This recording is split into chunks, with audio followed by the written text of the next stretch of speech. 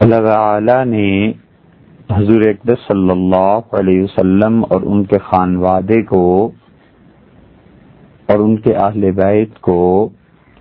اور ان کے خاندان کو جن انعامات سے نوازا تھا، اسی اعتبار سے ان حضرات کو قربانیاں بھی دینی پڑی، اور ان کی ایک بہت بڑی قربانی وہ تھی جو انہوں نے کربلا کے میدان میں دی، اور سیدنا حسین ابن علی رضی اللہ عنہما شہید کر دیے گئے، اور ان کے بچوں میں، ان کی اولاد میں سوائے ان کے بیٹے علی ابن حسین رضی اللہ عنہ کے باقی کوئی نہیں بچا، اور وہ بیمار تھے اور لیٹے ہوئے تھے کہ یزید کی فوج کے لوگ آئے اور انہوں نے چادر ہٹا کر دیکھا، اور علی ابن حسین رضی اللہ عنہ کی بیماری کی وجہ سے انہیں قتل کرنے سے چھوڑ دیا۔ سیدنا عمر رضی اللہ عنہ کے زمانے میں جب ایرانیوں کو شکست ہوئی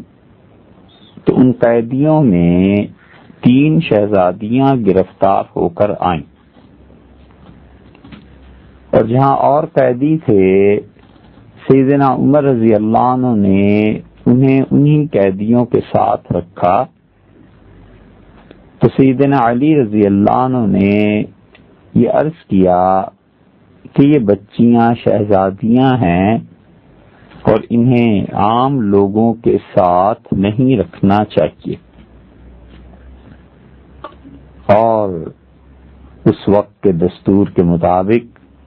جیسے باندیاں بکا کرتی تھیں، یہ تجویز پیش کی کہ ان کی قیمت لگوائی جائے، اور جو بھی جتنی قیمت لگا سکے اس کو دے دیا جائے۔ چنانچہ یہ عمل ہوا، اور ایک شہزادی سیدنا ابو بکر رضی اللہ عنہ کے بیٹے محمد کو دی گئی، اور محمد بن ابو بکر سے ان کے ایسے بیٹے جس پہ پوری امت کو فخر کرنا چاہیے، قاسم بن محمد بن ابو بکر رضی اللہ عنہ پیدا ہوئے، اور دوسری شہزادی سیدنا عمر رضی اللہ عنہ کے اپنے بیٹے عبداللہ ابن عمر رضی اللہ عنہ کے حصے میں آئی، اور ان سے عبداللہ بن عمر رضی اللہ عنہ کے بیٹے سالم پیدا ہوئے، اور تیسری شہزادی سیدنا حسین رضی اللہ عنہ کو دی گئی، اور ان سے یہ علی ابن حسین رحمت اللہ علیہ پیدا ہوئے۔ تو قاسم بن محمد بن ابو بکر، سالم بن عبداللہ بن عمر، اور علی بن حسین بن علی رضی اللہ تعالی عنہم، یہ تینوں شخصیات عالم اسلام میں اپنے علم، تقوی اور نسب کی وجہ سے غیر معمولی اہمیت کی حامل ٹھہری۔ حضرت علی بن حسین رحمت اللہ علیہ 38 ہجری میں پیدا ہوئے، اور یہ دور ان کے دادا سیدنا علی رضی اللہ عنہ کا تھا، اور پھر یہ تقریباً 23 برس کے تھے کہ اپنے والد بزرگوار کے ساتھ گئے، اور اپنی بیماری کی وجہ سے جنگ میں شریک نہ ہو سکے، اور جب ان کے والد کربلا میں سیدنا حسین رضی اللہ عنہ کی شہادت ہو گئی تو شمر نے چاہا کہ ان کا بھی سر اڑا دے، لیکن اس کے ایک دوست نے اسے سمجھایا اور کہا کہ اس بچے کو قتل کرنا مناسب نہیں، کیونکہ اس نے ہمارے خلاف جنگ میں کوئی حصہ نہیں لیا۔ عمرو بن سعد بھی آ گیا اور اس نے شامیوں کو روک دیا کہ اس بیمار لڑکے اور عورتوں کو کوئی کچھ نہ کہے۔ حضرت علی بن حسین زین العابدین رحمت اللہ علیہ کو نجات ملی اور آپ کا ایک بڑا عقیدت مند شام کا رہنے والا وہ اپنے گھر لے گیا اور بار بار آپ سے تعزیت کرتا تھا کربلا کے اس سارے واقعے پہ، اور اس شریفانہ برتاؤ سے حضرت علی بن حسین رضی اللہ عنہما کہتے تھے کہ میں بہت متاثر ہوا، اور وہ میری خدمت کرتا تھا، پھل میرے لیے لے کے آتا تھا اور مجھے بہت آرام سے رکھا ہوا تھا، حتیٰ کہ میں نے ایک دن دیکھا کہ وہ حکومت کے لوگوں کو لے کے آیا اور 300 اشرفی وصول کر کے مجھے حکمرانوں کے سپرد کر دیا۔ دوسرے جو قیدی تھے کربلا کے، ان کے ساتھ ابن زیاد کے سامنے آپ کو بھی پیش کیا گیا، تو اس نے پوچھا کہ تمہارا نام کیا ہے؟ تو انہوں نے کہا علی۔ اسے غصہ آیا یہ نام سن کے، اور اس نے ان کے دادا خلیفہ راشد سیدنا علی رضی اللہ عنہ کے متعلق کہا کہ تم جانتے نہیں علی کو خدا نے قتل کر دیا۔ علی بن حسین رضی اللہ عنہما چپ رہے۔ زیاد بولا اور اس نے کہا جواب کیوں نہیں دیتے؟ تو انہوں نے کہا میرا بھی ایک بھائی علی تھا، اس کو لوگوں نے قتل کر دیا، اور وہ ان کا دوسرا بھائی اپنے والد سیدنا حسین رضی اللہ عنہ کے ساتھ کربلا میں ہی شہید ہو گیا تھا۔ ابن زیاد پھر بولا، اس نے کہا وہ جو تمہارا بھائی کربلا میں شہید ہوا ہے اسے بھی اللہ ہی نے مارا۔ ابن زیاد چھیڑتا رہا، اور پھر انہوں نے قرآن پاک کی آیت پڑھی کہ اللہ یتوفی الانفس حین موتہا، اور اللہ تعالی ہی موت دیتا ہے جب کسی انسان کی زمین پہ رہنے کی مدت پوری ہو جاتی ہے۔ اور پھر دوسری آیت پڑھی کہ وما کان لنفس ان تموت الا باذن اللہ، اور کوئی آدمی اس وقت تک نہیں مرتا جب تک کہ اللہ تعالی کی طرف سے حکم نہ آ جائے۔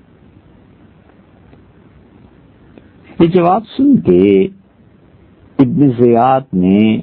حکم دیا کہ اس کو بھی قتل کر دیا جائے، اور حضرت زین العابدین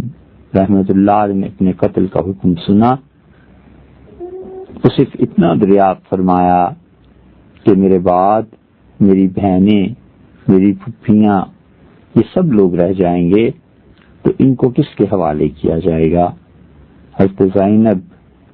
جو سیدنا علی رضی اللہ عنہ کی بیٹی اور حضرت حسین رضی اللہ عنہ کی بہن تھیں، اس حکم کو سن کے اپنے بھتیجے حضرت زین العابدین رحمت اللہ علیہ سے چمٹ گئیں اور کہا کہ اگر میرے بھتیجے کو قتل کرنا ہے تو پھر مجھے بھی ساتھ ہی قتل کر دو۔ حضرت زین العابدین رحمت اللہ علیہ نے بڑے اطمینان سے کہا کہ اگر میرے لیے آپ کا حکم یہ ہے کہ مجھے قتل کر دیا جائے تو ایک درخواست یہ کرنی ہے کہ کسی آدمی کو ان عورتوں کے ساتھ کر دیں جو انہیں حفاظت کے ساتھ مدینہ منورہ ان کے گھر پہنچا دیں۔ ابن زیاد حیران رہ گیا کہ قتل کے حکم کے باوجود زین العابدین رحمت اللہ علیہ نے استقامت دکھائی، ظاہر ہے کہ آخر وہ کس دادا کے پوتے تھے اور کس باپ کے بیٹے تھے؟ ابن زیاد خاموش ہوا، سوچتا رہا، اور پھر اس نے کہا کہ اس لڑکے کو چھوڑ دو تاکہ اپنے گھرانے اور خاندان کی عورتوں کے ساتھ رہے۔ فیصلہ یہ ہوا کہ ان سب لوگوں کو شام یزید کے پاس بھجوا دیا جائے، اور جب یہ لوگ یزید کے سامنے پیش کیے گئے تو اس نے سیدنا حسین ابن علی رضی اللہ عنہ کا سر دیکھ کر ان سے کہا کہ علی زین العابدین رحمت اللہ علیہ سے کہا کہ یہ جو کچھ دیکھ رہے ہو یہ تمہارے باپ کے اپنے کاموں کا نتیجہ ہے۔ اس نے میرے حق کو نہیں پہچانا اور حکومت میں جھگڑا کیا اور ہم نے اسے قتل کر دیا۔ حضرت زین العابدین رحمت اللہ علیہ نے قرآن پاک کی آیت پڑھی کہ ما اصاب من مصیبت فی الارض ولا فی انفسکم الا فی کتاب۔ اور لوگوں، اس دنیا میں جو بھی تکلیف اور مصیبت تم تک پہنچتی ہے وہ اللہ نے اس کائنات کو پیدا کرنے سے بھی پہلے لکھ دی تھی۔ یزید اپنے لڑکے خالد کی طرف متوجہ ہوا اور کہا کہ جواب دو۔ لڑکا جواب نہ دے سکا تو یزید نے قرآن ہی کی دوسری آیت پڑھی اور اس نے کہا وما اصابکم من مصیبت فبما کسبت ایدیکم، اور دنیا میں جو بھی تکلیف لوگوں تمہیں پہنچتی ہے یہ تمہارے اپنے ہی کرتوتوں کا نتیجہ۔ اس مجلس میں ایک شامی نے یزید سے کہا کہ یہ قیدی اور ان کی عورتیں ہم پر تقسیم کر دی جائیں۔ حضور اکرم صلی اللہ علیہ وسلم کا خاندان اور سیدنا علی رضی اللہ عنہ کی پوتیاں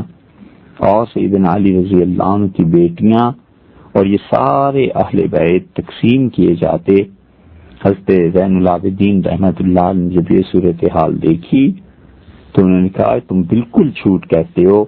تم مر بھی جاؤ تو بھی عورتیں تمہارے لیے جائز نہیں ہیں۔ یہ اسی وقت ہو سکتا ہے کہ جب تم کافر ہو جاؤ۔ یزید نے بھی اس شامی کو ڈانٹ دیا اور یہ سب عورتیں یزید کے پاس رہیں، اور اس کے بعد جب قدرے سکون ہوا تو حضرت زین العابدین رحمت اللہ علیہ کو یزید نے کہا کہ اگر تم چاہو تو ہمارے ساتھ رہو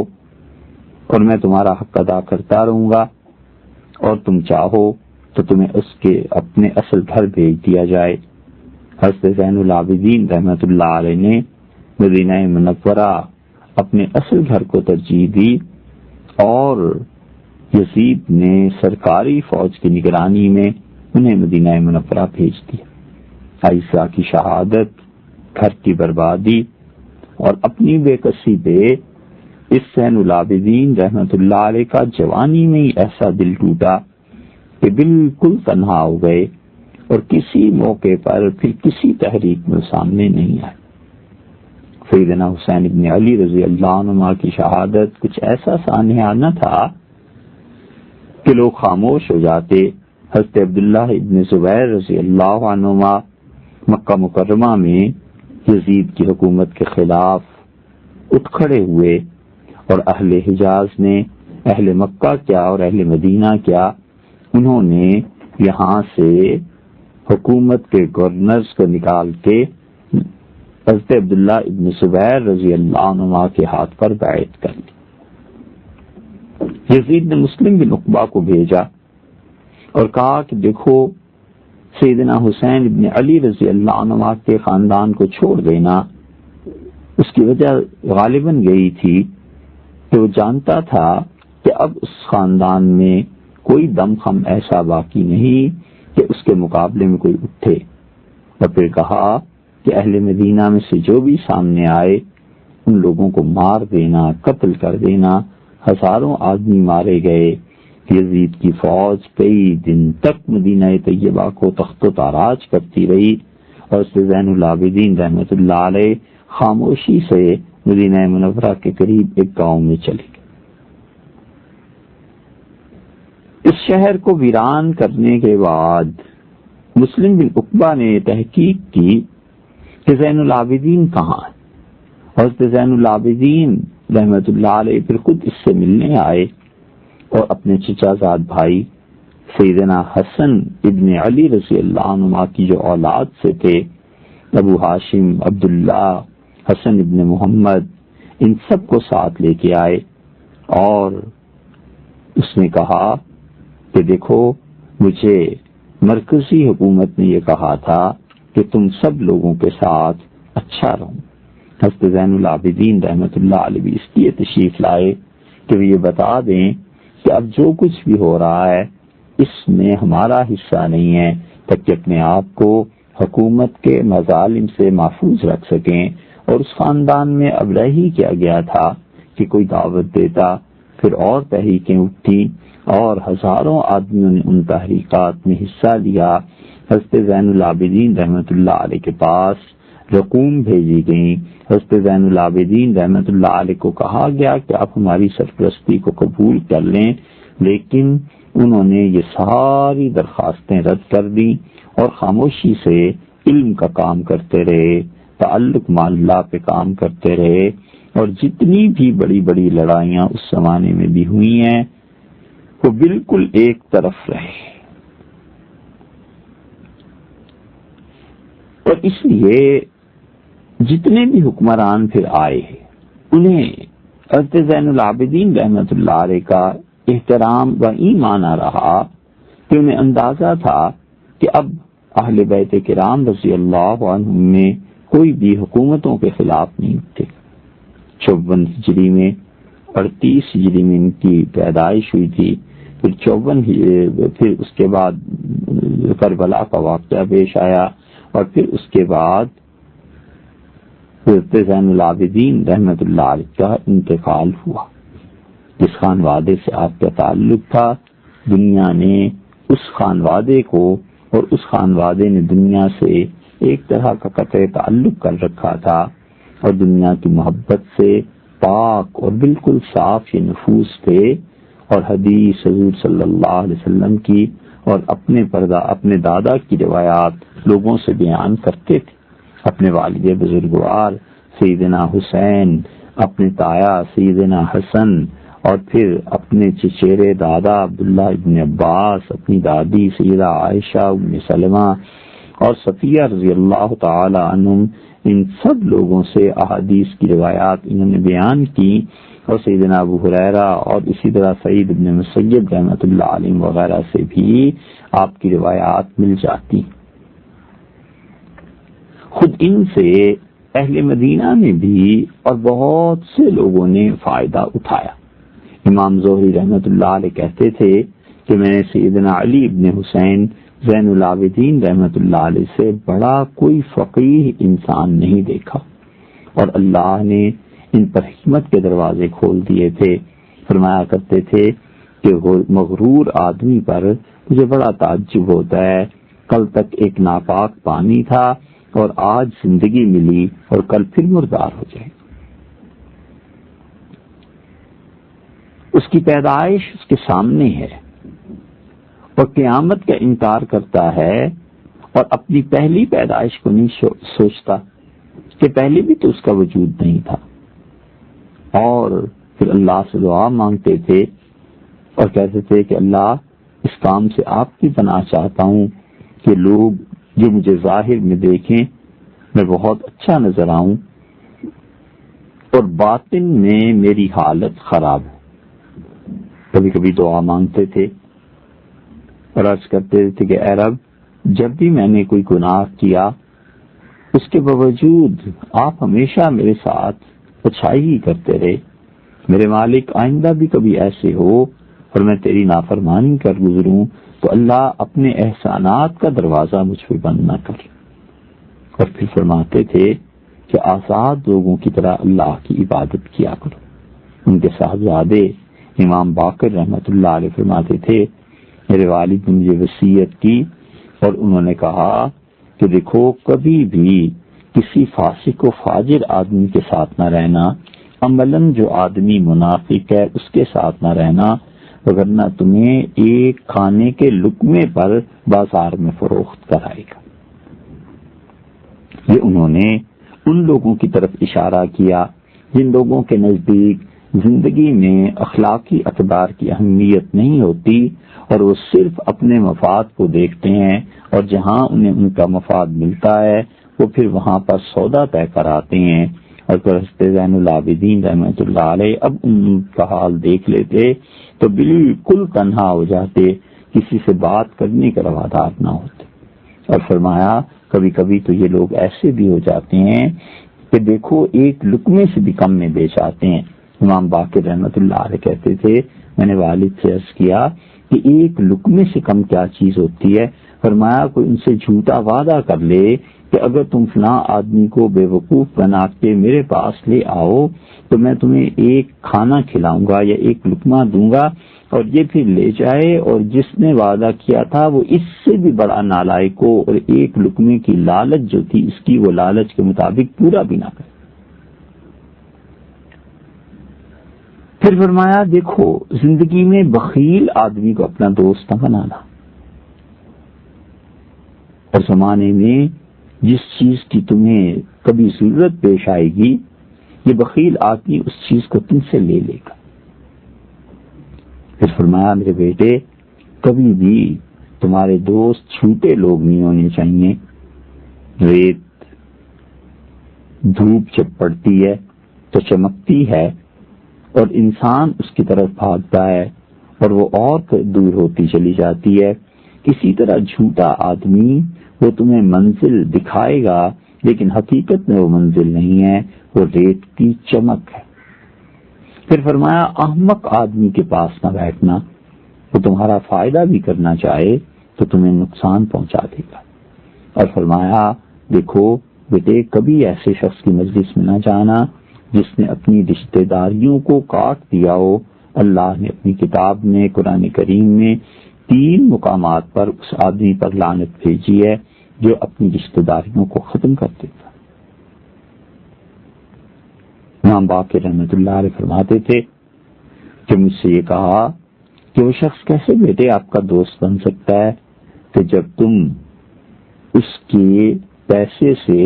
اپنی ضرورت کے مطابق خرچ کرنا چاہو تو اسے خوشی نہ ہو۔ مطلب یہ کہ تمہارے دوست ایسے لوگ ہونے چاہیے کہ کوئی تنگی اور مصیبت کا وقت آ جائے اور تم ان سے مدد مانگو تو یقیناً وہ تمہاری مدد کر سکے۔ کہ سیدنا علی رضی اللہ عنہ کا خون تھا جو خود بھی خدا کے بڑے عبادت گزار بندے تھے، اور یہ بھی ان کے پوتے اللہ کی بے حد عبادت کرتے تھے۔ مدینہ منورہ کے مشہور تابعی حضرت سعید رحمۃ اللہ علیہ فرماتے تھے کہ میں نے ان سے زیادہ خدا کا عبادت گزار اس مدینہ منورہ میں نہیں دیکھا۔ دن اور رات میں